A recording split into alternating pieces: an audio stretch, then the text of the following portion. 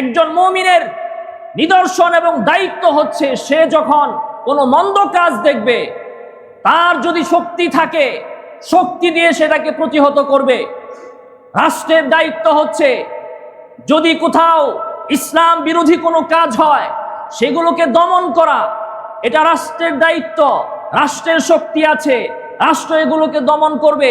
মদের বারগুলো, যেখানে মদ পান করা হয়, যেখানে মাদক চলে, যেখানে জিনা ব্যভিচার হয়, যত পতিতালয় আছে, যত হারাম কাজ যেখানে চলতেছে, যে সমস্ত ব্যাংকে সুদ চলতেছে, এই সমস্ত হারাম বন্ধ করার দায়িত্ব রাষ্ট্রের এবং সমাজের যাদের ক্ষমতা আছে, যাদের শক্তি আছে, এগুলোর বিরুদ্ধে কথা বলা, ব্যবস্থা গ্রহণ করা, এগুলো হচ্ছে তাদের দায়িত্ব। আল্লাহ রাসূল সাল্লাল্লাহু আলাইহি ওয়াসাল্লাম বলেন, ফাইল্লাম ইয়াস্তাতি' ফাবিলিসানি, যদি তোমার শক্তি না থাকে, তোমার রাষ্ট্রীয় শক্তি নাই, তোমার ক্ষমতা নাই, তোমার প্রশাসন নাই, তাহলে তোমার দায়িত্ব হচ্ছে জবান দিয়ে এগুলোর বিরোধিতা করা, এগুলোর বিরুদ্ধে কথা বলা, এগুলোর বিরুদ্ধে জনগণকে সচেতন করা, এগুলোর বিরুদ্ধে ওয়াজ করা, নসিহত করা, বয়ান করা, মানুষের সেন্টিমেন্ট তৈরি করা, জনসমর্থন তৈরি করা, এগুলো হচ্ছে তোমার দায়িত্ব।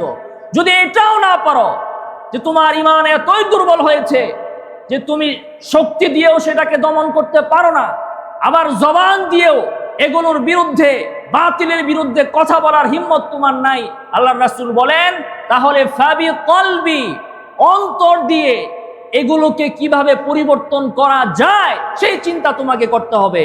বসে থাকলে হবে না। এই যে বাংলাদেশে এত এত ব্যাংকে সুদ চলে, সুদি কারবার চলে, সুদ কি হালাল না হারাম? জোরে বলতে হবে, হালাল না হারাম? ছোট গুনাহ না বড় গুনাহ? মারাত্মক গুনাহ হচ্ছে সুদ। এই সুদ বাংলাদেশের প্রত্যেকটা জেলায়, প্রত্যেকটা শহরে চলতেছে। তো এগুলোর বিরুদ্ধে হয়তো বন্ধ করো, না হলে কথা বলো, না হলে অন্তর দিয়ে সেগুলোকে ঘৃণা করো এবং কিভাবে পরিবর্তন করা যায় সেই চিন্তা করো। এটা হচ্ছে আযআফুল ঈমান, ঈমানের সর্বনিম্ন স্তর।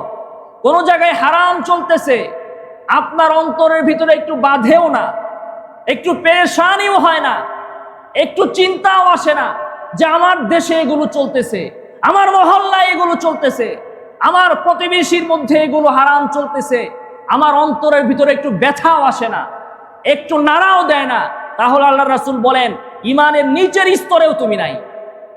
ইব্রাহিম আলাইহিস সালাতু ওয়াস সালাম, যিনি চন্দ্রের মধ্যে, সূর্যের মধ্যে, তারকার মধ্যে তার রবের সন্ধান করেন, তিনি যখন দেখেন তার সম্প্রদায়ের লোকেরা মূর্তি পূজায় লিপ্ত, শিরকের মধ্যে লিপ্ত, তখন তিনি কি সুস্থ থাকতে পারেন? তার বডি যদিও সুস্থ, তার দেহ যদিও সুস্থ, কিন্তু তার অন্তর তো সুস্থ নয়। তিনি অন্তরের বিবেচনায় তিনি অসুস্থ। সেজন্য তিনি বলেছেন, ইন্নী সাকিম, আমি অসুস্থ, তোমরা যাও, তোমরা যায় এগুলো করো। একজন মুমিন সে যখন দেখবে তার সম্প্রদায়ের লোকেরা শিরকের মধ্যে লিপ্ত রয়েছে, কুফরের মধ্যে লিপ্ত রয়েছে, মূর্তি পূজার মধ্যে লিপ্ত রয়েছে, এই পরিস্থিতি দেখে কোন মুমিন কি সুস্থ থাকতে পারে? জোরে বলেন, পারে কিনা?